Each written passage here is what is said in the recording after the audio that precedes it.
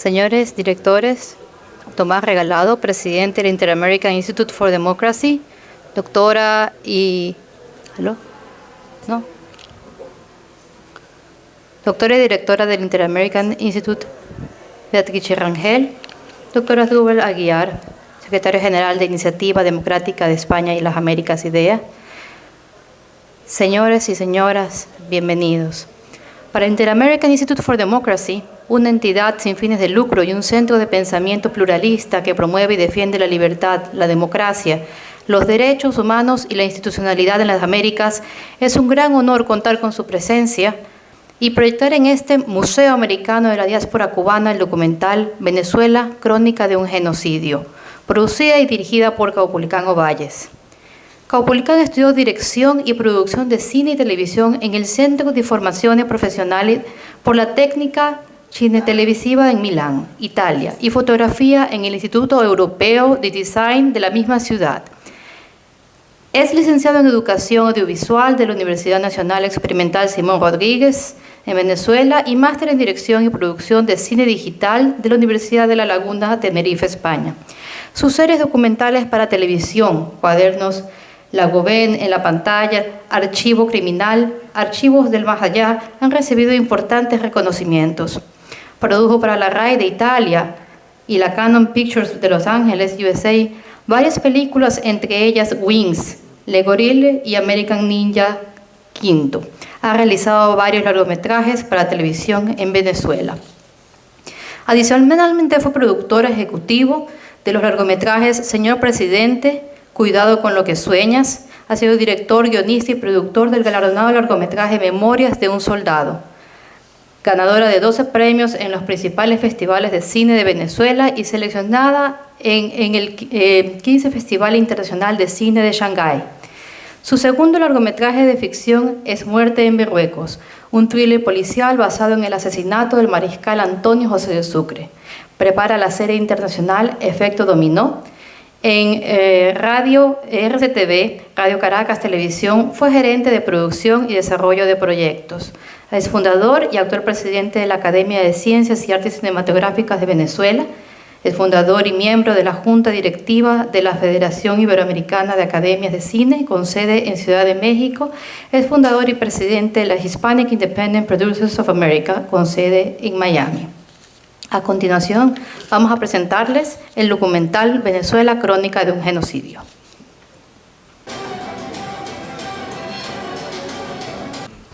Bueno, muchísimas gracias.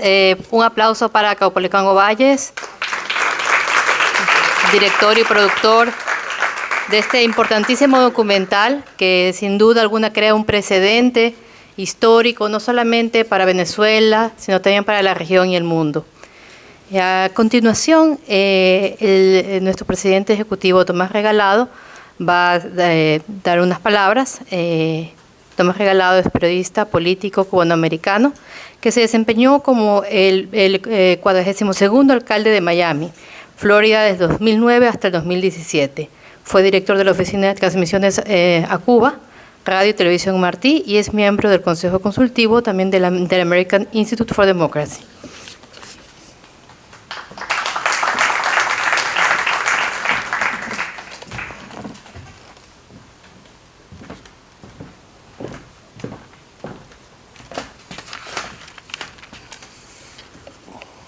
De verdad que es muy interesante comenzar el periodo que me asignaron a mí en el lanzamiento de este documental. Primero porque toda una vida yo he estado en los medios de comunicación. Segundo, porque durante muchos años, desde muy joven, yo tuve la oportunidad de trabajar en los medios de aquí, de los Estados Unidos, llegando prácticamente desde niño de Cuba, pero tuve la posibilidad de conocer lo que estaba pasando en Cuba. Y me recuerdo que cuando llegaron los primeros venezolanos, les decíamos, así fue en Cuba, y siempre se decía, Eso no pasa en Venezuela. Es interesante porque cuando mi mamá y mi papá me mandaron con mi hermano menor en el proyecto de Pedro Pan, que es uno de los éxodos de niños no acompañados más grandes de toda la historia, auspiciado por la Iglesia Católica de Cuba, de Estados Unidos, y por entonces presidente John Kennedy. Mi mamá, al despedirme en el aeropuerto de La Habana, cuando yo solamente tenía unos 11 años, 10 años, me dijo: no se preocupen, no te preocupes, mijito, porque los americanos nunca van a permitir un comunismo a 90 millas de Cuba. Y esa era la vida diaria de los cubanos aquí, muchos de los cuales nunca deshicieron sus maletas, hasta que nos dieron cuenta que mediante el genocidio es que lograron doblegar, humillar y denigrar al pueblo de Cuba, usando los alimentos como instrumento y creando una sociedad donde el instinto animal era lo que prevalecía. Y como bien dice el documental, esto lo aplicaron a Cuba. El Instituto Interamericano para la Democracia ha hecho muchas cosas. Ha publicado muchos libros que son importantes. Ha logrado incluso movilizar en la América Latina a muchísimos sectores de la población a través del contagio de las plataformas sociales y de las conferencias que se dan aquí en Miami, que se auspician y que son cajas de resonancia para toda la América Latina. Pero esta es la primera vez que participa, interviene en una pieza tan importante, tan histórica, tan necesaria como es Venezuela, la crónica de un genocidio. Yo creo que Caupolicano ha hecho una labor extraordinaria, porque lo primero que hizo el gobierno de Cuba y lo que está haciendo el gobierno de Venezuela es reescribir la historia.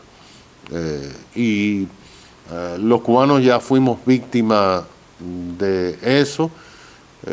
Yo me recuerdo que cuando yo estaba reportando la llegada de los más de 30.000 balseros a la base naval de Guantánamo en Cuba, yo tenía que prácticamente convivir y vivir con muchos de aquellos, porque reportaba hacia Miami y los medios en New York y Los Ángeles para los que yo trabajaba, y me di cuenta de que el gobierno cubano había logrado deformar la sociedad cubana de una forma que nunca jamás un pueblo lo había experimentado. Hasta alguno me llegó a decir que no le hablaran de José Martí, porque fue el viejo que inventó el hambre, porque fue el precursor de la revolución cubana. Y por eso es importante este documental.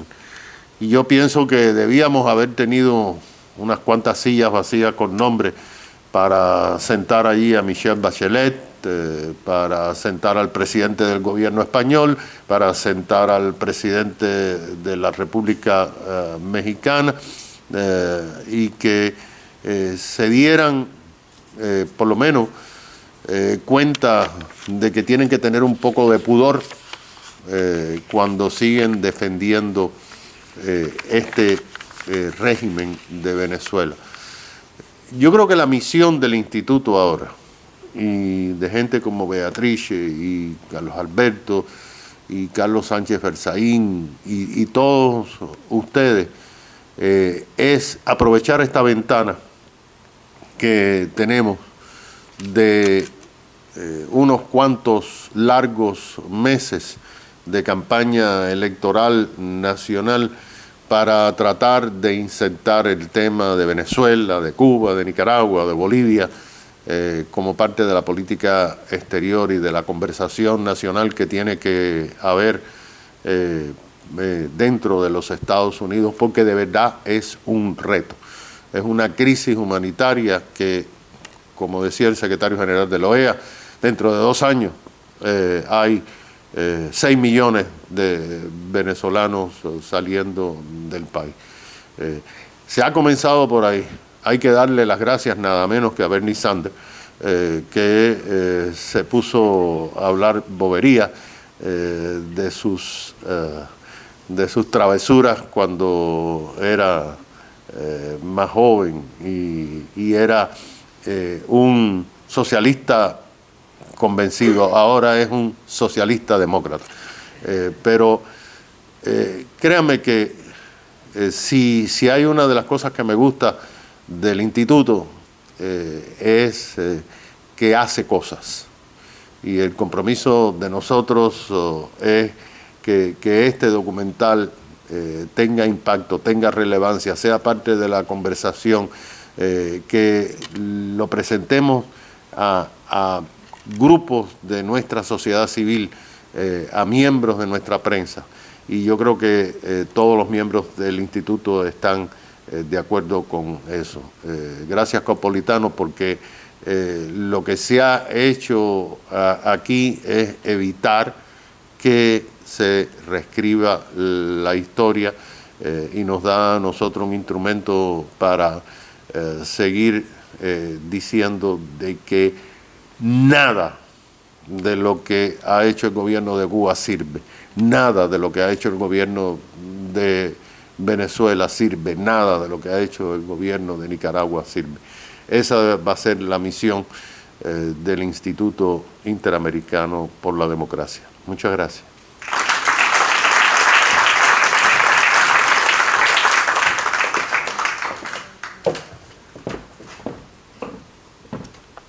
Agradecemos las palabras de Tomás Regalado y agradecemos también la presencia de Rafaela Requesens, activista política venezolana, quien se encuentra hoy aquí acompañándonos. También recordado también a su hermano, preso político, Juan Requesens, preso político de la dictadura chavista. Vamos ahora a presentarles a Zubal Aguiar, quien expondrá los antecedentes históricos del chavismo. El doctor Aguiar fue gobernador del Distrito Federal entre 1994 y 1996, designado por el presidente de la República, Rafael Caldera, en cuyo gobierno además se desempeñó como ministro de la Secretaría de la Presidencia, ministro de Relaciones Interiores y encargado de la Presidencia de la República. Ha sido relator del proyecto de Declaración Universal de Derechos Humanos a la Paz en la UNESCO y actualmente es el secretario general de la Iniciativa Democrática de España y las Américas, IDEA, y profesor visitante del Miami-Dade College.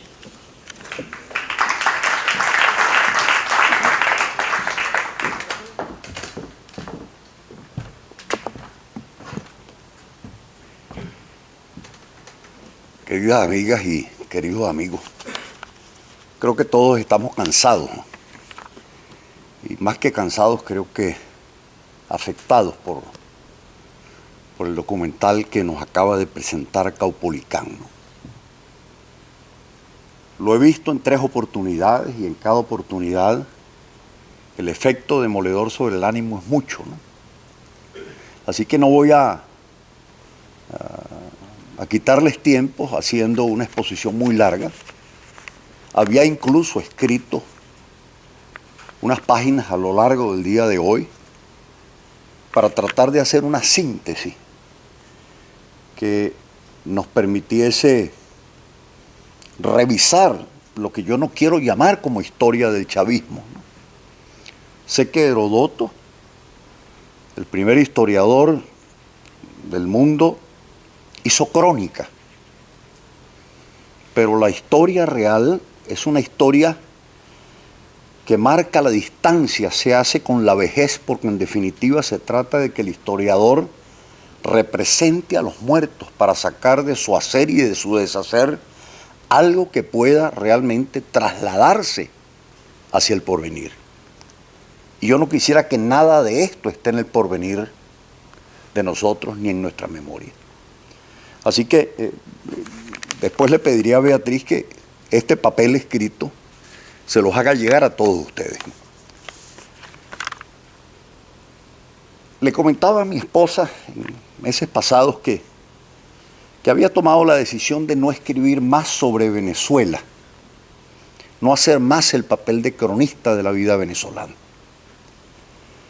Porque ciertamente me preocupa que repitamos, y aquí cito más la historia, de la queja que se ha hecho histórica y sufriente por parte de los venezolanos, en este caso, en el caso de nosotros, de los cubanos, en este caso, en el caso de nosotros los venezolanos.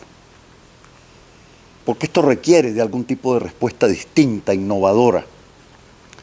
Para Crónica, ahí están, perdónenseme la mención, 10 libros, creo que en total casi 5.000 páginas, que he escrito en el curso de los últimos 10 años, desde el texto que va de la Revolución Restauradora a la Revolución Bolivariana, hasta el último libro que debe salir en los próximos días, de la pequeña Venecia hacia la disolución de la certeza.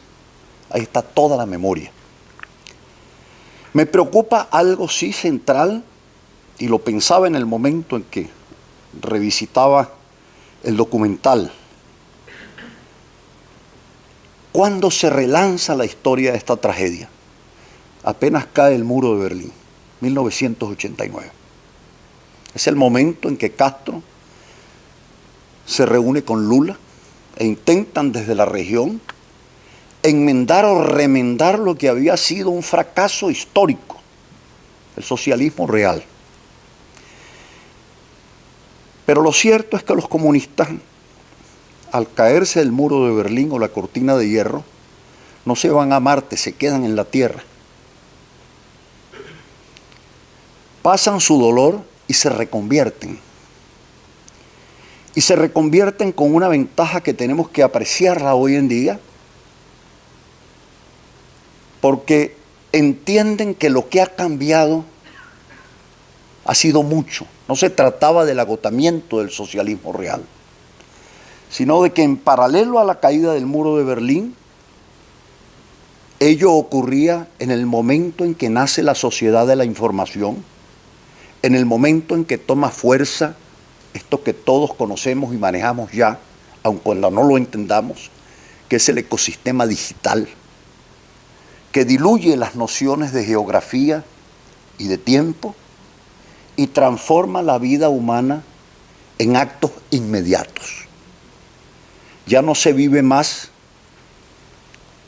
del uso, de la construcción progresiva y paulatina de espacios, llámese la vida familiar o la vida dentro de la plaza o la vida dentro del municipio o la vida dentro del Estado, con la noción de tiempo que crea tradiciones y son asumidas, sino que ahora vivimos, lo diría Bauman, en una sociedad de total liquidez y de movimiento.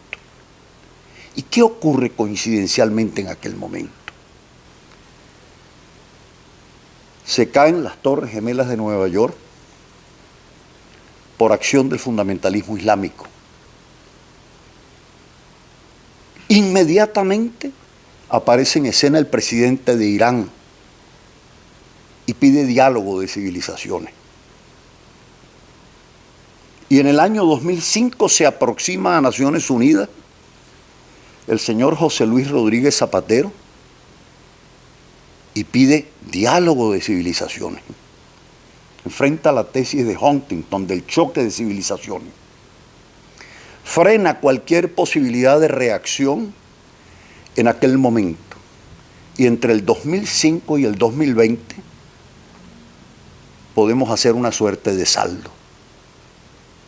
La civilización judeo-cristiana, que ha tenido como reservorio fundamental Estados Unidos, que ha tenido como el otro reservorio a Europa, se siente avergonzada de lo que ha sido y lo que es.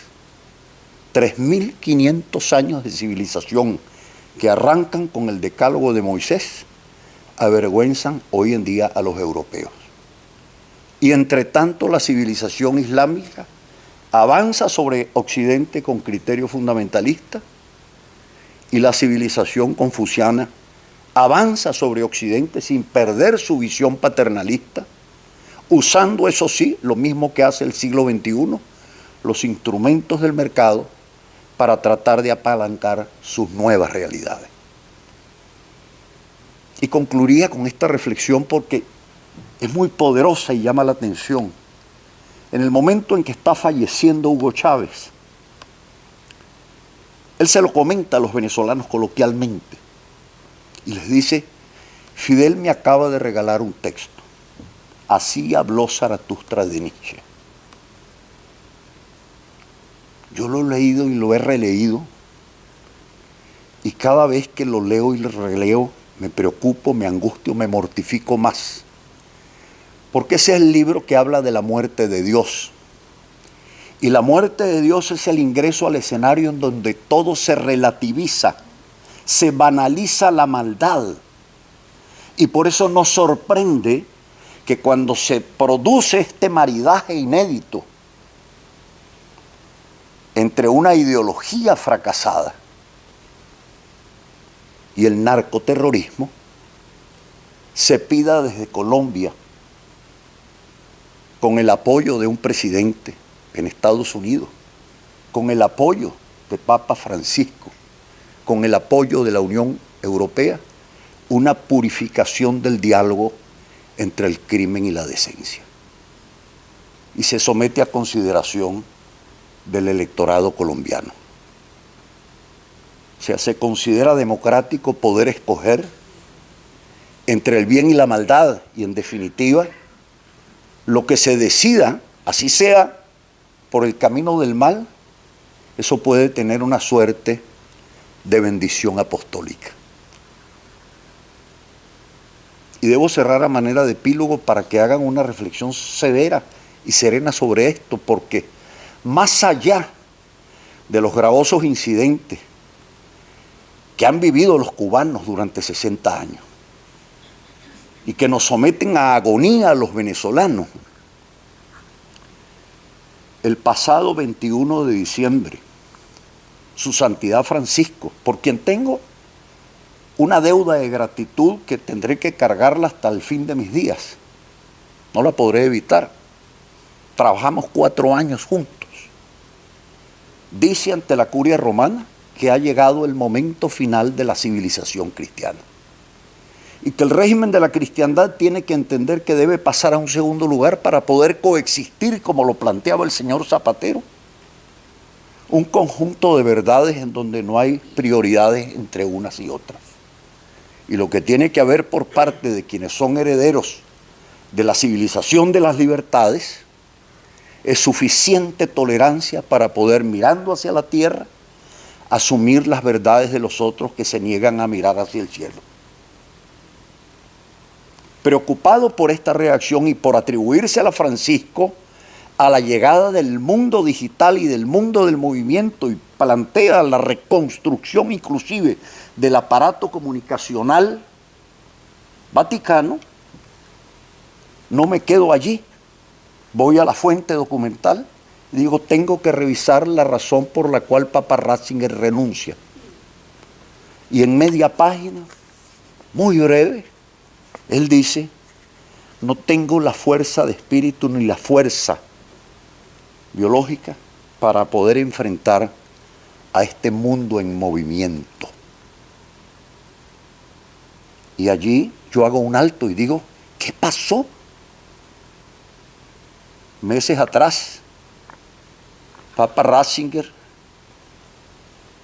se presenta en el Congreso italiano y le dice a los parlamentarios italianos: ustedes se sienten avergonzados de sus tradiciones judeo-cristianas. Se va al Parlamento alemán y se retira a la izquierda extrema, el Partido Socialista y los ambientalistas. ¿Qué les dice Ratzinger?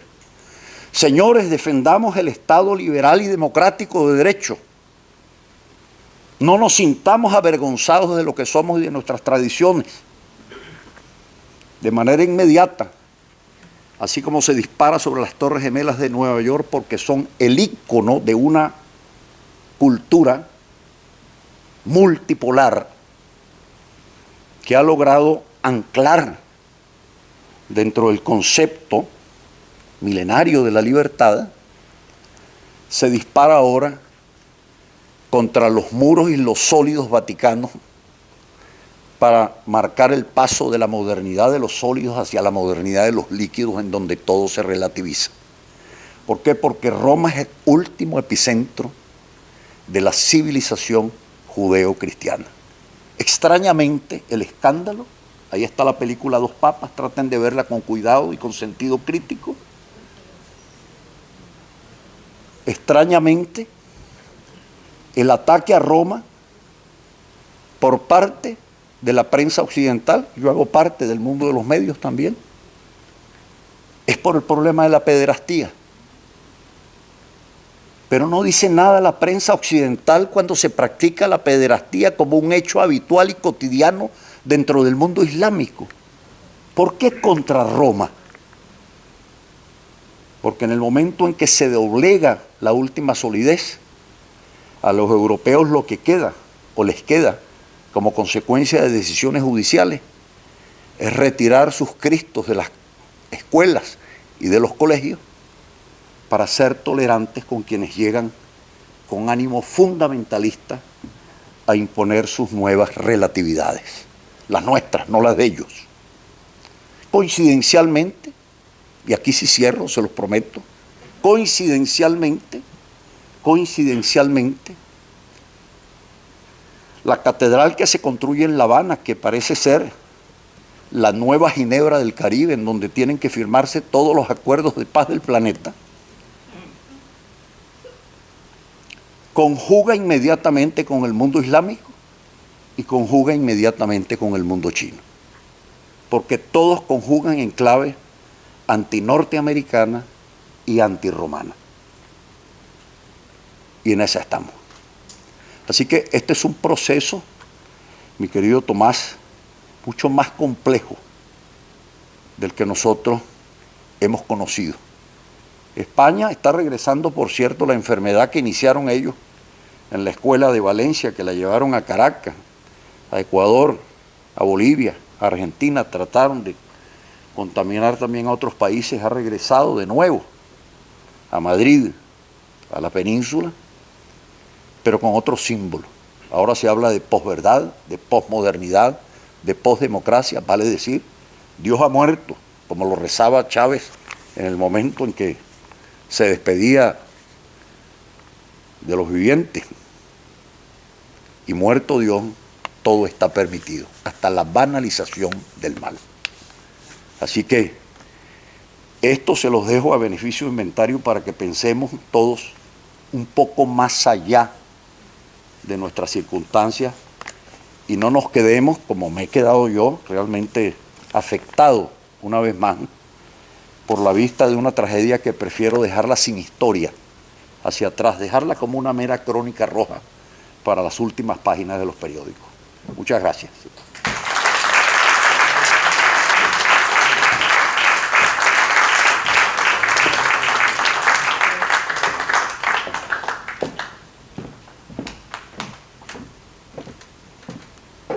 Bueno, felicitamos la profunda reflexión del doctor Aguiar y a continuación la doctora Beatriz Rangel expondrá la penetración del crimen organizado en América Latina.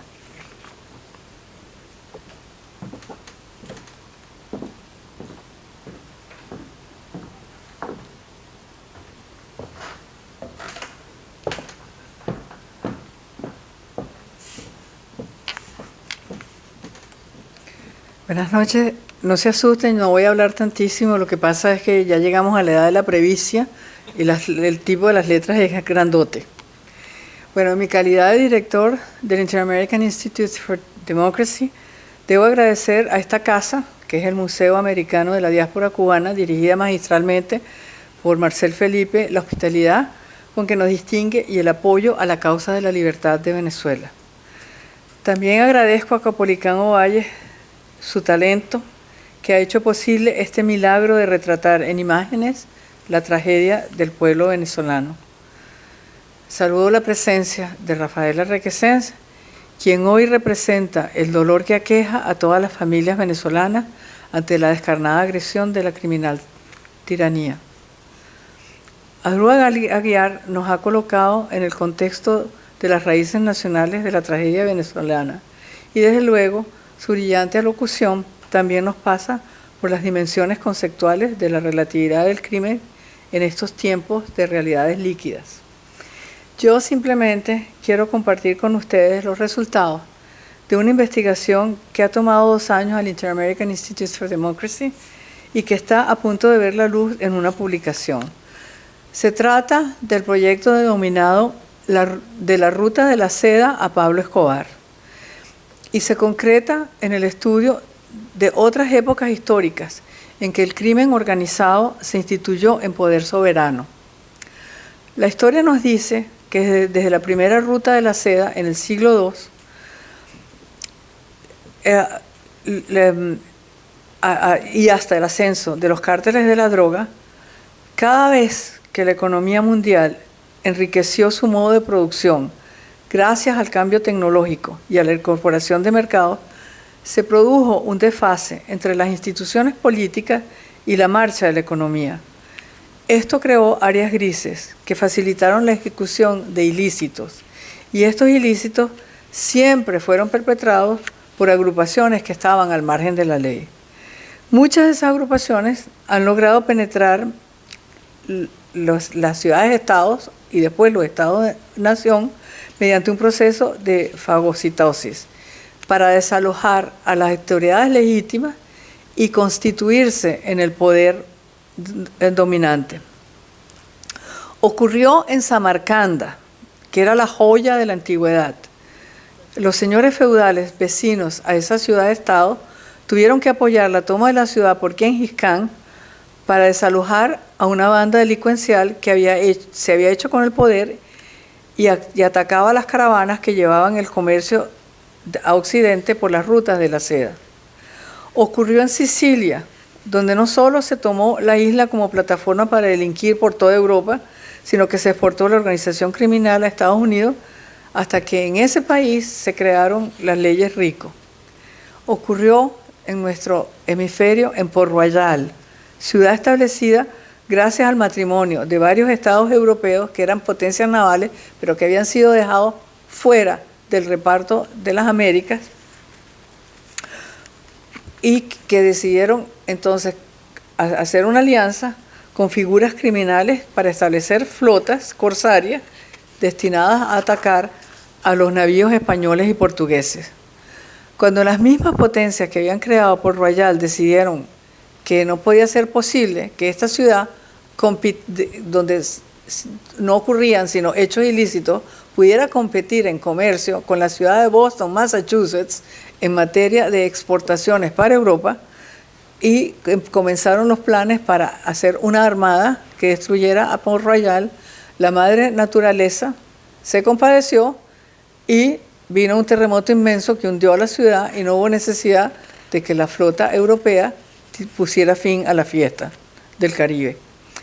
De manera que el mundo ha visto diversas épocas del ascenso del crimen organizado al poder, y siempre el fin de estos procesos viene dado por una acción colectiva entre ciudades-estados en la antigüedad y ahora entre estados-nación.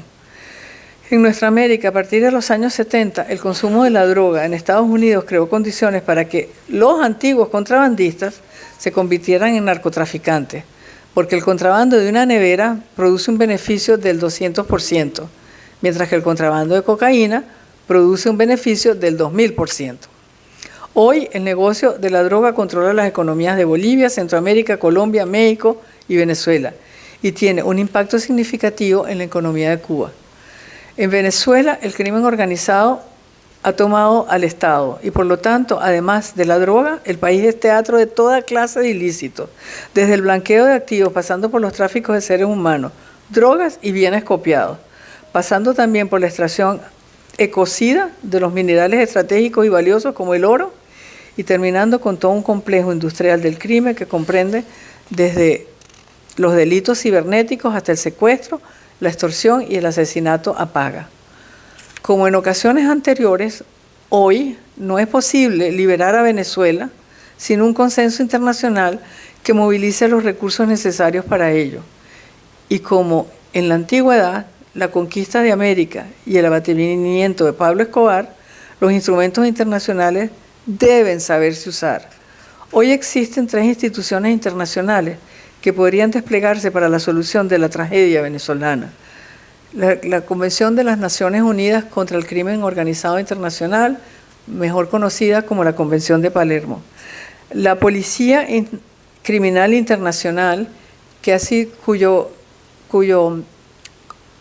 cuya carta constitutiva ha sido revisada recientemente para permitirles, en los casos en que haya una orden de arresto invocando la Convención de Palermo, esta policía, sin colaboración de las actividades locales, pueda proceder a arrestar a los criminales. Y también las sanciones, o el régimen de sanciones que ha sido desarrollado por los Estados Unidos fundamentalmente.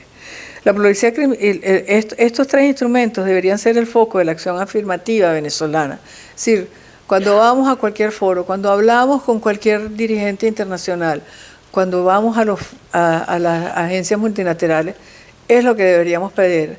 Convención de Palermo, actuación de la Policía Criminal Internacional y mantenimiento de las sanciones.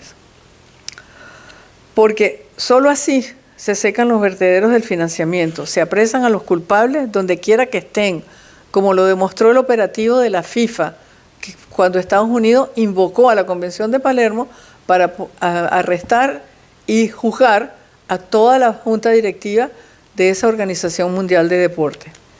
Javier Pérez de Cuéllar, el recientemente fallecido secretario general de la ONU, dijo, cuando acometió la reorganización de las Naciones Unidas, recién nombrado secretario general, estamos al borde del peor de los peligros, y ese peligro es la anarquía internacional. Hoy, señores, hemos sucumbido al peligro que ya se ha enseñoreado en Bolivia, en Centroamérica, en Colombia, en México, en Venezuela, y la metástasis sigue su curso hacia Brasil y Argentina. La lucha es contra el crimen organizado y por ello no podemos seguir perdiendo el tiempo combatiéndola con instrumentos de política civil. El tratamiento correcto es penal. Muchas gracias.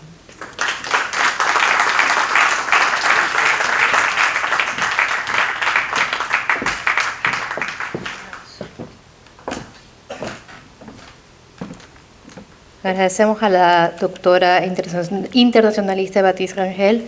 Ella es egresada del Boston University y de Harvard. Acaba de finalizar una investigación sobre el crimen organizado y su relación con los cambios económicos con el apoyo de Carlos Rangel y Mateo Haidar. Con esto damos por finalizada la presentación de este documental. Agradecemos su presencia, agradecemos a los internautas que nos acompañan en las redes sociales y los esperamos en una próxima ocasión para seguir debatiendo los temas de libertad y democracia.